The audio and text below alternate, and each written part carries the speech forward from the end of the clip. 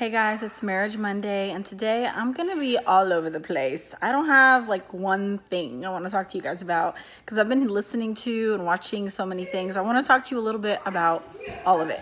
If you're new to my channel, my name is Alana, and my channel is all about marriage, homemaking, healthy living, and homeschooling. I would love for you to subscribe. So this week I got to watch the movie Like Arrows, this Christian movie about the journey of parenting, and yeah, I cried in every scene. It was so good, you guys. It was so thought-provoking. It was so what even the church needs to hear today.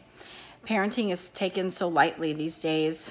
It's really sad and scary, especially for believers, because we need to realize how important it is to raise up our children in the fear and admonition of the Lord.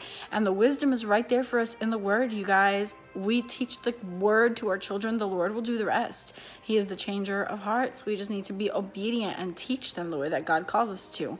So it was so good, and the scenarios were great and realistic. And I absolutely loved how they portrayed the father in the film. The father's the head of the home. He was the one gathering the family together for devotionals. He was the one leading in prayer. He was the one leading by example. He was the one leading with the intentional journey that they were on as a family. And it was just so obvious that he took the reins and led the way, and it was great. Very well done. He set the pattern for the family, which is exactly what the man's role should be. I've also been listening to a lot of John Piper, which I've always known who he is, and I like him. I've heard some of his stuff here and there, but when I went to Together for the Gospel last month, I saw him live and loved him, which every time I've listened to him, I've really enjoyed what he's had to say and how he's had to say it. But I haven't read any of his books. But I don't know, I've just been looking him up on YouTube a lot lately, and I so enjoy listening to him speak, especially about marriage. I love just his passion and animation, and I think what's really started it all for me was, yes, Together for the Gospel conference, but then right after that, Tim Challies posted a YouTube video talking about John Piper's talk in 2000 in Memphis, Tennessee. And so I watched it, and it was awesome. And I'm like, what am I doing? Why haven't I been listening to John Piper more often? So I've been listening to him a lot. One of my favorite things that he has said in some of his marriage sermons have been that we are fellow heirs, and as husband and wife, we are fellow heirs. And I just think that's so neat to view our spouse, remembering constantly, this is my brother. This is my brother in the Lord. He is my fellow heir to God's grace in this life. And if the Lord has forgiven him, how could I not? And if the Lord loves him and shows him mercy and grace, how can I not? And so that's been really neat to remember. And something else that I really have enjoyed with him has been how even when he's speaking to the wives, he's speaking to the husbands. He's just really focused on the right thing. The men needing to be the leaders, the men needing to be the ones to set the pattern of the home and the family. And he gives you practical advice. It's not just men are the head, but he'll say like, men, right after dinner, pick up the Bible, talk to your family. What's your favorite Bible verse? Let's read it together. Let's talk about it together. Pray, sing a song. You're done. Family devotion. Like, he'll give you really, really step-by-step practical advice like that, which I think is so valuable to men nowadays that feel completely lost when it comes to leading their family. And it's not their fault. It's because our fathers and their fathers and their fathers have failed. And the church is not coming alongside the men and raising up men and teaching them how to lead their homes. It's very sad. And it's plain to see it's the attack from the enemy, knowing where to start. You want to attack, you attack the head, right? I've also really been enjoying watching Ray Comfort. He is this street evangelist in California, I believe. The first time I saw him was a little snippet of his street evangelism or street preaching on Wretched Radio, which you guys know I love Wretched Radio. And I was so drawn to his gentleness and his kindness and his way of presenting the gospel that I looked him up on YouTube, and he has all these great movies. Oh my goodness. So entertaining, so well researched, so well made. The first one I watched was the 180 turn. It was great, but it was too much for me. I had to fast forward the first half. They go in depth talking and describing the things that took place at the Holocaust, and I just can't handle it. It's too heartbreaking for me. But it was really good. And then I watched the one about dogs. It says dogs, what's it called?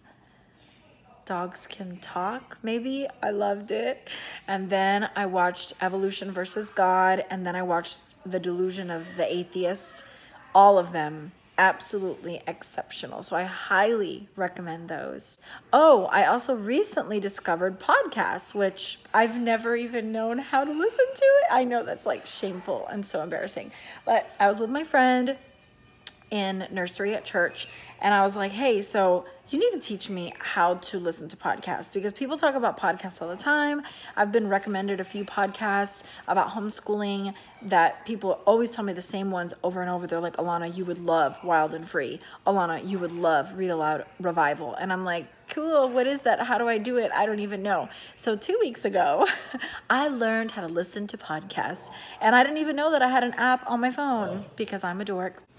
So since then, I have added to my library, I guess, on my podcast app, Wild and Free, which speaks to my soul. I cannot listen to one of those without weeping. And I'm like, these people are just like me. Like, I'm so excited to have found that.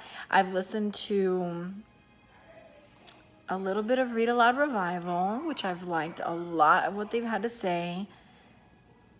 Risen Motherhood, which has been all right, and Morning Basket, which I've also enjoyed, and found out that what I've been doing for like ever is called morning time.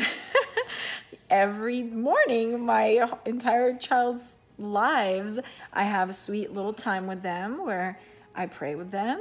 When they were little, you know, it's evolved to what it is today, but when they were little, we would pray, look at a little picture book, sing a little song, and then it's evolved to poetry and classical music and scripture memorization and poetry memorization and Aesop's fables and you name it. And so I've been doing this forever, and it's called morning time, apparently, in the homeschool world, which is so cool and has been very encouraging. There's this lady, she wrote Mere Motherhood, which I plan on reading soon. I don't know her name because I, again, am a dork. And she says in that book that the things you want your children to love and embrace as they get older, to just devote 1 or 2 minutes to those things every day. And you guys, how encouraging is that? How doable is that? We can do that. I want my children to love poetry. Well, then read them a poem every day. I want my children to love fine art. Well, then show them a beautiful painting, the same one, every day for a week, every week, one painting a week. If you want your children to love classical music, listen to a beautiful piece of music every day or more, or just always have classical music in the background. I have found my children humming the Nutcracker and Carmen and Rigoletto, and they know the music, and it's so cool to me. I love it, and I know that that is because they have been listening to it since they were babies. Same thing goes for books and creating a reading atmosphere culture in your family. So I've been very encouraged to stick to the things I'm doing, knowing that they will pay off by these women that have been homeschooling for many, many, many years longer than I have. And even if you're not homeschooling, you can do these things. So that's the kind of stuff that I've been up to these days. A lot of John Piper, a lot of Tim Callies, a lot of Wretched Radio, a lot of Ray Comfort, those podcasts. So we've been reading a lot of our favorite books that we've read over the course of the last 2-3 years, just to revisit them and remember them. We've listened to we're starting book 6 in the Chronicles of Narnia. We've listened to Mr. Popper's Penguins. We're starting Little Britches tonight. And so reading is like full-fledged for the summer. So the movie, Like Arrows, apparently Family Life might be the ministry that put it on. They also have The Art of Marriage and The Art of Parenting. I guess it's 2 programs that you can do with your spouse or with your church. as a group, and we're trying to organize doing the art of parenting as couples at our church soon. I feel like so often us women read stuff, listen to stuff, talk with friends all the time, anytime we want about parenting, and then it feels like our husbands are out of the loop big time. And it's really hard to like tell them everything you've read and heard and talked about and listened to. So it's just something really cool that you can do together with your husband, and that way you're not always relaying or trying to relay information to them, and they get to hear it straight from the source themselves and process it with you. So we're trying to do that. I'm pretty excited about that. And also really have been enjoying a lot of Paul Tripp lately. Ted Tripp wrote Shepherding a Child's Heart. I have not read Paul Tripp's book, but I listen to him all the time on YouTube, and the gospel-centered parenting stuff. I would love to know if you've read or heard or watched these things and what you've thought of them and how they've impacted you. Wishing you a wonderful week. Thank you so much for watching, and please don't forget to subscribe.